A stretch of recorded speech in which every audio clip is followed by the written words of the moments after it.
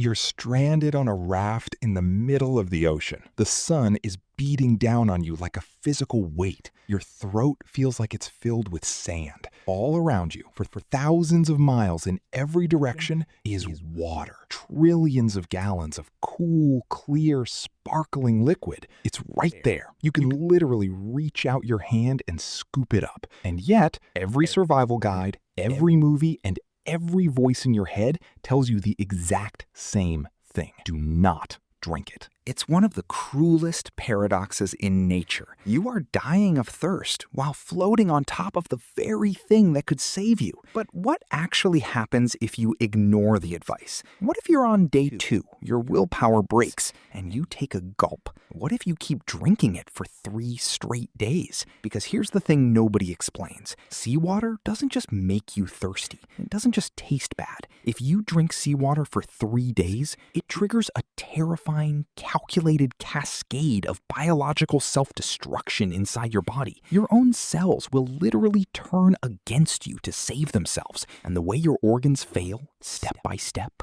hour by hour, is genuinely insane. To understand why seawater is so lethal, we have to look at how your body handles water in the first place. You are essentially a walking, talking leather bag filled with salt water. Your blood, your cells, your tissues, they all rely on a very specific balance of water and sodium to function. Human blood has a salt concentration of about 0.9%. That is the sweet spot. That's what your kidneys, your heart, and your brain were engineered to handle over millions of years of evolution. Seawater, on the other hand, has a salt concentration of about 3.5%. That means seawater is almost 4 times saltier than your blood. Now, when you pour something that salty into your stomach, your body encounters a fundamental law of physics, osmosis. Osmosis is the natural tendency of water to move from an area of low salt concentration to an area of high salt concentration to balance things out. Under normal conditions, water moves from your bloodstream into your cells to hydrate them. But when you flood your digestive tract with seawater, you flip that system upside down. The water inside your body cells looks at the hyper salty ocean water sitting in your stomach and blood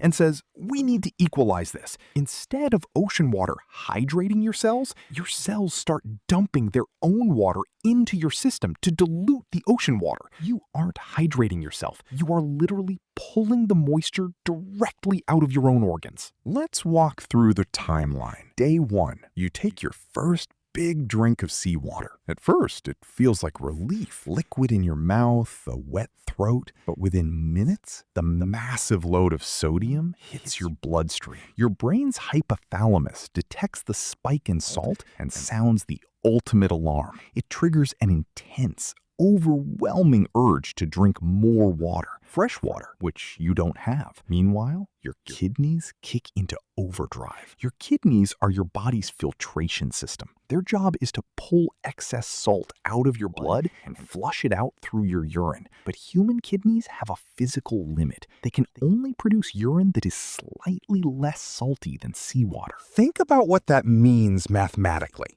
To get rid of the salt contained in 1 cup of seawater, your kidneys have to produce 1.5 cups of urine. Read that again. For every cup of ocean water you drink to survive, you must urinate out a cup and a half of fluid just to process the salt. Drinking seawater actually accelerates your dehydration.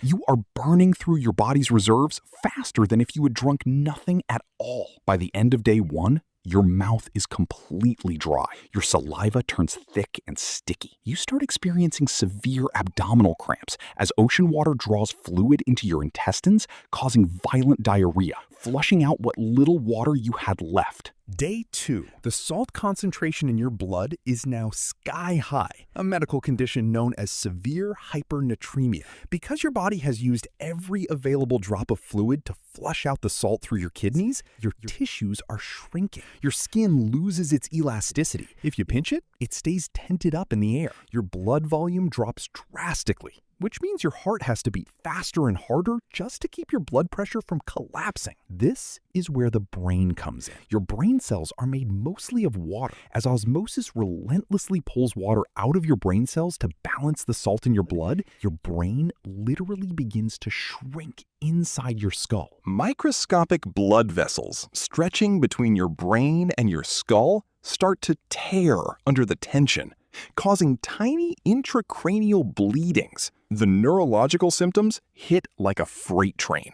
Your head throbs with an agonizing, blinding migraine. Your vision blurs. You lose the ability to speak clearly or think sequentially. By the afternoon of day 2, the hallucinations begin. Stranded survivors who drank seawater throughout history almost universally report the exact same visions. They see freshwater rivers, icy glasses of water, or rainfall. Their shrinking brain is desperately playing imagery of the one thing it needs to stop its own destruction. Day 3, you are entering the final stage. Your kidneys, overworked and completely drained of fluid, shut down entirely. Toxic waste products build up in your blood because your body can no longer produce urine. Your heart begins to beat erratically due to massive electrolyte imbalances. Hypernatremia causes muscle spasms, violent tremors, and eventually full-body seizures. Shortly after, you slip into a coma as your brain shuts down its non-essential functions. Without emergency intervention, death follows from cardiac arrest or total organ failure. Now, here is where the story takes a fascinating historical turn, because for a long time, people actually believed you could survive on seawater. In 1952, a French doctor named Alain Bombard set out to prove a radical theory. He believed that castaways didn't die from dehydration, they died from panic. To prove it, he sailed across the Atlantic Ocean alone in a small rubber dinghy for 65 days with almost no provisions. When he landed in Barbados, he claimed he had survived partly by drinking small amounts of seawater every day. The world was amazed. Survival manuals began considering his methods. Except there was a catch that took years to uncover. Bombard didn't survive on seawater. He drank small sips of it early on, but he primarily survived on plankton juice, fish fluid, and rainwater he collected. When scientists later attempted to replicate his claims under controlled conditions, the results were definitive. Humans cannot adapt to drinking ocean water. Bombard had simply gotten extraordinarily lucky with rain and nearly killed himself in the process, suffering severe anemia and losing over 50 pounds. When you step back and look at the entire picture, the impossibility of drinking seawater reveals something profound about our species' evolutionary history. Marine mammals, like whales, seals, and sea otters, can drink seawater with zero issues. Their kidneys are specialized evolutionary superfilters capable of processing hypersaline water without losing body fluid. Humans didn't evolve in the deep ocean. We evolved near rivers, lakes, and freshwater streams. Our bodies were built for an environment where fresh water was the lifeblood of survival. We traded specialized marine kidneys for bigger brains, complex sweat systems to regulate temperature, and endurance running. So, when you stand on a beach today and look out at the endless horizon of the ocean, remember that what you're looking at is an environment that is completely alien to your biology. The sea is a reminder of our physiological boundaries, a vast, beautiful expanse of life that we can sail across, dive into, and marvel at, but can never internalize. Because at the end of the day, 3 sips might fool your palate, but 3 days will break your body. You are a creature of the land, bound to the fresh water that made you.